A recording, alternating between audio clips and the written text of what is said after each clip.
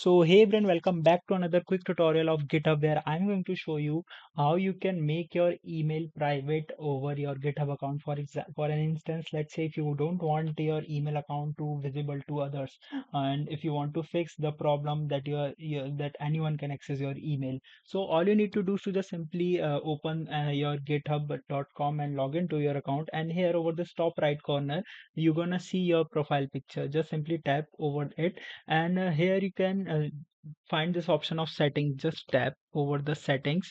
Once you do that, here on this left window you can find this option of emails. Just tap on emails, and here scroll down, and you're gonna find this option which says keep my email addresses private. Just simply check it mark, and once you do that your changes have been saved and now no one can access your email address directly. I hope this video will be very helpful for you. Make sure to hit the like button and subscribe button for more such informative and quick tutorials.